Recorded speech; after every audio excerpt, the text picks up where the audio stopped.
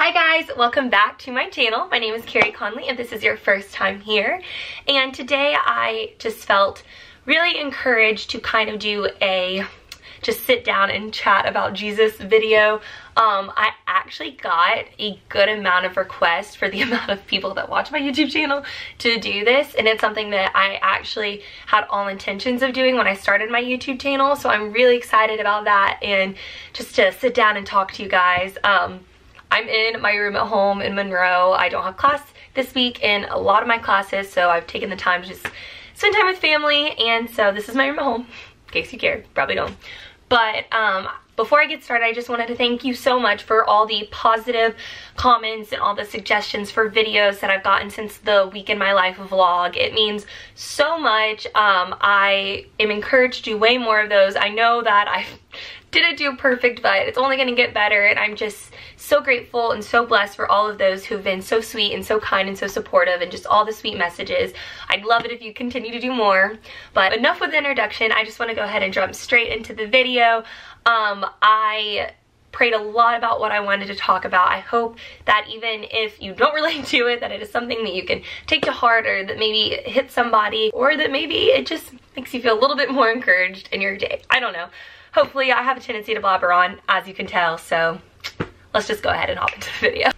Okay, so what has kind of been laid on my heart for today is what the title of this video is called, is Your Plan is Unfinished. And I wanted to do that because I think that it is something that everyone can relate to, whether they're 15 or 35. We all go through things and stages in our life where we feel like maybe God isn't listening, or he's not present, or he's kind of abandoned us, or we believed in the beginning that he had a plan for a situation, but we just haven't seen it go through. I know I have. And I feel like, especially in my time in life, being in college, about to graduate, it's kind of hard to see that future.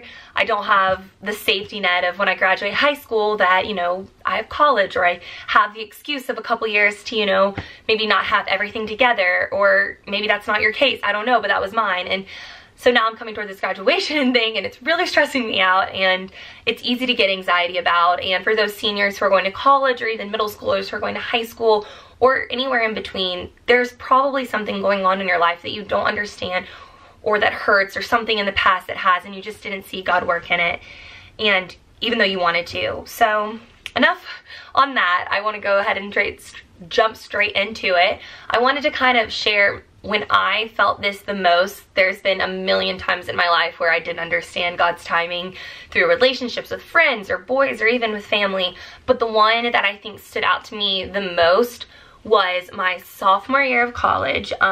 For those who don't know me, which probably is a lot of people, I went to Georgia Southern my freshman year and first semester of my sophomore year. I loved it.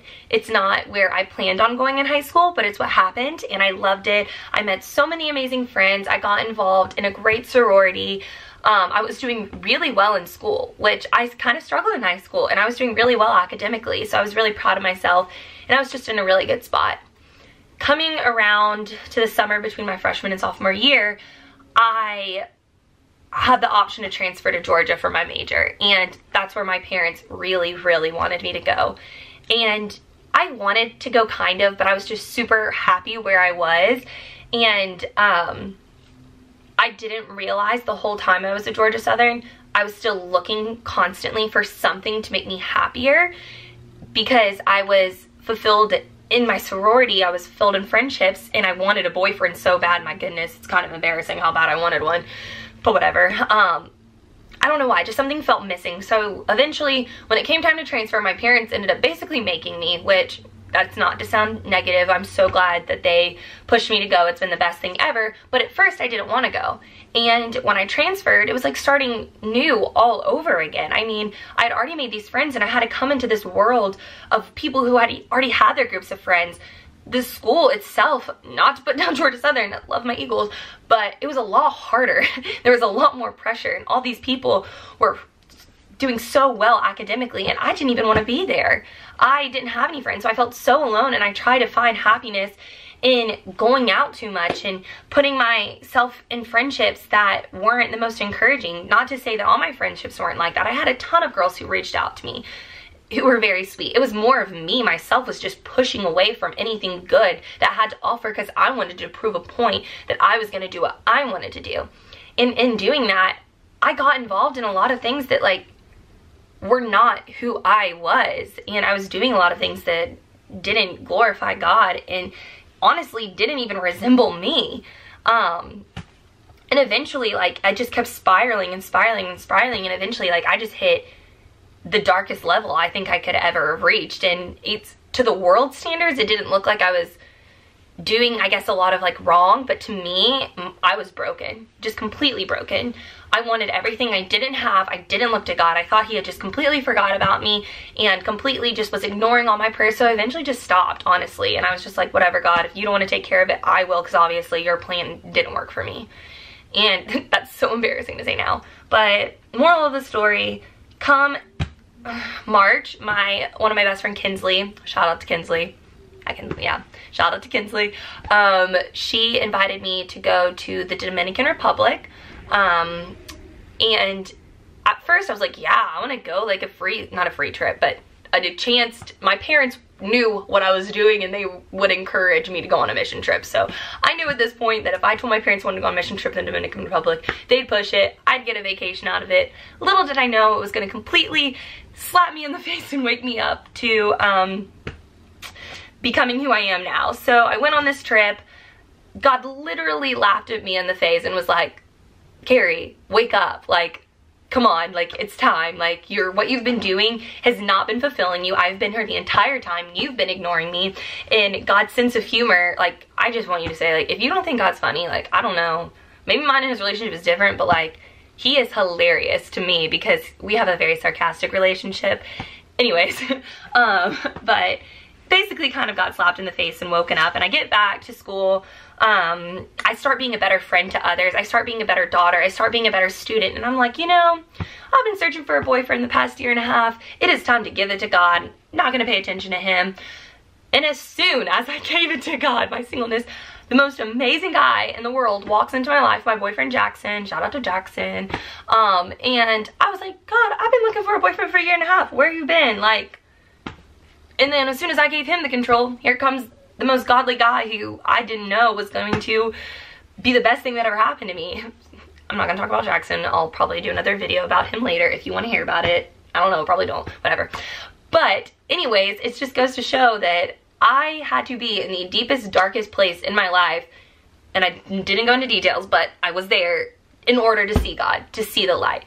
And when I gave it to him, literally everything else started falling together. And it's just crazy that, like, 2 years ago, or not even 2 years ago, but like 2.5 years ago, I didn't see God. I wasn't praying to him. I didn't care about what he had to say. I thought he had failed me. But little did I know that so much good was to come. And now I'm doing good in school. I have an amazing relationship with my parents, my sisters. I have the best friends I could ask for. I have an amazing relationship with my boyfriend.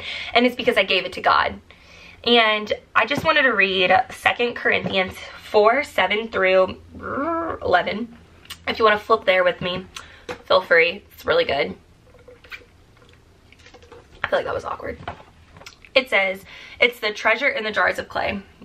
And it says, but we have this treasure in jars of clay to show that the surpassing power belongs to God and not us. We are afflicted in every way, but not crushed. Perplexed, but not driven to despair. Persecuted, but not forsaken. Struck down, but not destroyed.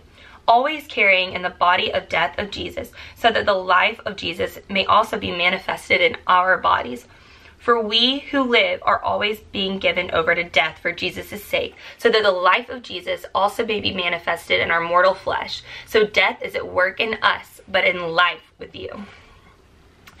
And I literally get chills every time I read that. I love that verse, not those verses so much, because it's basically saying that we are taken from death when we choose to love Jesus. Everything bad is brought to life because we have become one, and he takes my sin and my death and brings me to life. And I am forgiven. He shows me endless grace, and there is nothing that can stand between my purpose, because he is my purpose.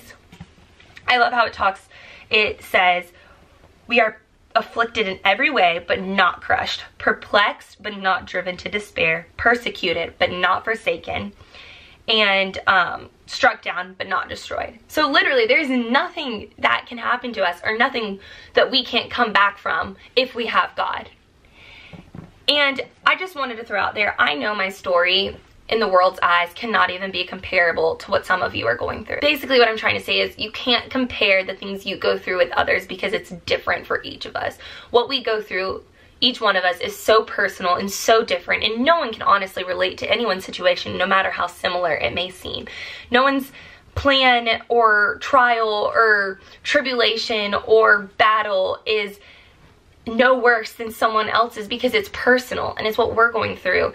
And I know that it seems sometimes, I've been there, that God is so late to your race, or he forgot about your battle, or no matter what, he is always there. And I promise you, if you look back in every situation in your life and you gave it to God, looking at it now is just insane to see how much work he does. I thought my senior year I had gone through the biggest heartbreak ever.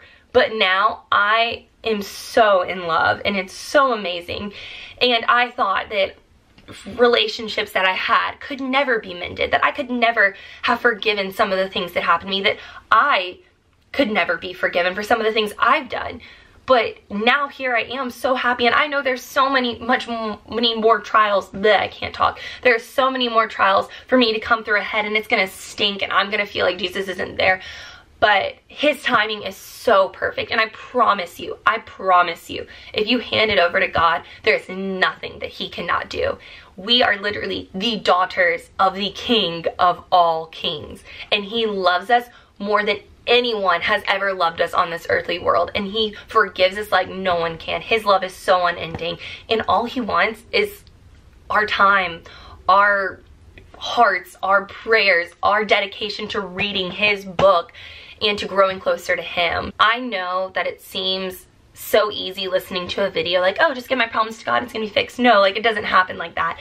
Sometimes it takes years of prayer. It really does. And for me, it honestly took opening this book right here and actually reading it instead of just Googling verses. It took me to know God more, to love him more, because we're not ever gonna understand his righteousness and his grace. We just won't. We're humans, we're sinful, and that's just that. So I also wanted to end on reading you these lyrics.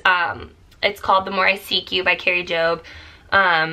It's amazing, and I think you should all listen to it. It's so good, it's so beautiful, but I just wanted to read you some of the lyrics. And it says, the more I seek you, the more I find you. The more I found you, the more I love you. I want to sit at your feet, drink from the cup in your hand, lay back against you and breathe. Feel your heartbeat. This love is so deep, it is more than I can stand. I melt on your peace, it's overwhelming. Can you imagine melting into peace? How overwhelming that will feel. And all it takes is seeking God to know him. We can't just ask for it. We have to seek his heart, seek his mind, grow in wisdom and knowledge, and he will be there. He's waiting on you. But the last thing I want to end on is my favorite verse. It's Romans 8:28. Romans is actually my favorite book in the Bible. And it says, and we know that for all those who love God, all things work together for good, for those who are called according to his purpose. And that right there just says, if we know God, he has a purpose for us, and it's for good, and he loves you. And I get emotional about it because I just want everyone to experience that overwhelming peace and grace and love that he is waiting to give to you. I know I have a tendency to ramble on, and I hope that you felt something in this video, and I hope I could relate to some of you or give you some sort of encouragement. I want everyone to feel super comfortable messaging me, whether it be commenting on a video, direct messaging me on Instagram. If you have any questions or ever need to vent, please feel free to reach out. I'd love to talk to anybody. I want anybody to be able to experience this grace and love that God has given me. And I really hope you liked this video, and if you did, please give it a thumbs up just so I feel a little bit more encouraged to do more videos like this.